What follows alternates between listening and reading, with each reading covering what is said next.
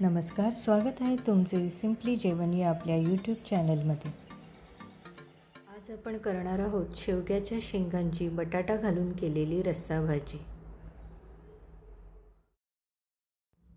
चला तर यासाठी लागणारं साहित्य बघूया।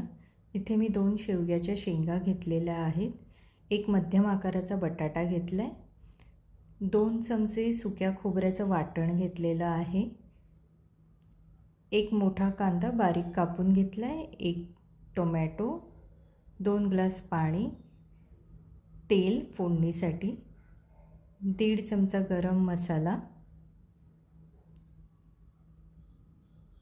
2 चमचे काश्मीरी लाल तिखट, मीठ चवीपुरतं आणि कोथिंबीर। आता शेवग्याच्या शेंगा आणि बटाटा यांचे साल काढून त्यांचे तुकडे करून घ्यायचे आहेत। इथे तुम्ही पाहू शकता या साईजचं मी शेंगा आणि बटाटा कापून घेतलेला आहे आणि पाण्यात घालून ठेवलेला आहे। चला तर आता आपण भाजी बनवायला सुरुवात करूया। एका कढईत तेल घ्यायचं आहे आणि तेल छान गरम झाल्यावर त्यात कांदा घालायचा आहे आणि कांदा सोनेरी रंगाचा होईपर्यंत परतून घ्यायचा आहे।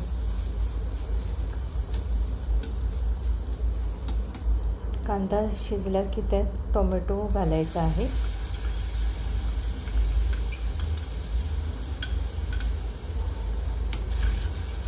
आता हे कांदा टोमॅटोचं मिश्रण छान मऊ होईपर्यंत परतून घ्यायचं आहे।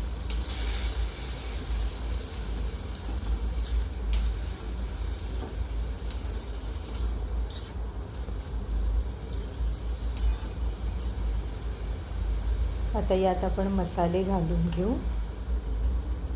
काश्मीरी लाल तिखट आणि गरम मसाला आपण घेतला होता तो यात घालायचा आहे आता आणि परतून घ्यायचा आहे।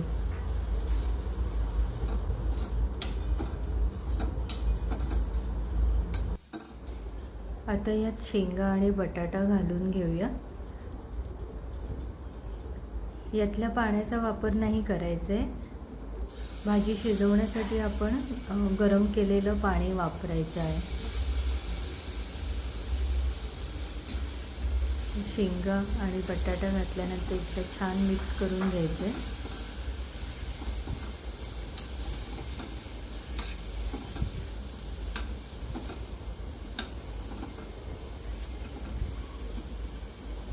आणि चवीप्रमाणे मीठ घालून घ्यायचे।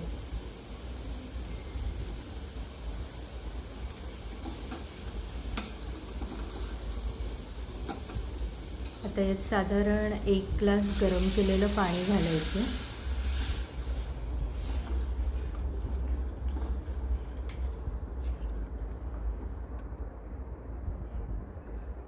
आता भाजी आपण झाकून ठेवायची, वाफेला थोडं पाणी ठेवायचे आणि साधारण 5 ते 7 मिनिटं भाजी छान शिजवून घ्यायची आहे।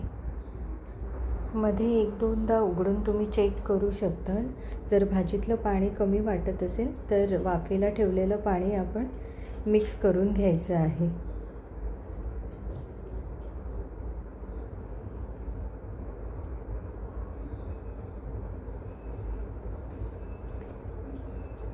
आता यात सुक्या खोबऱ्याचं वाटण जे आपण घेतलेलं ते घालून घेऊया आणि याला छान उकळी येऊ द्यायची आहे। आता छान उकळी आलेली आहे, बटाटा पण आपला शिजलेला आहे। आता यात कोथिंबीर घालून घेऊ।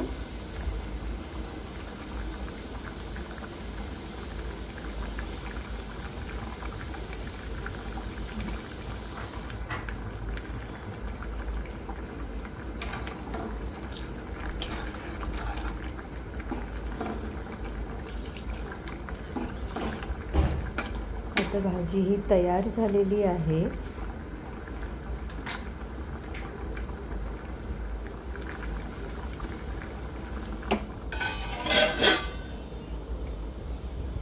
आपण गॅस बंद करून घ्यायचा आहे आणि झाकण ठेवून साधारण 5 मिनिटं तसंच राहू द्यायचं आहे।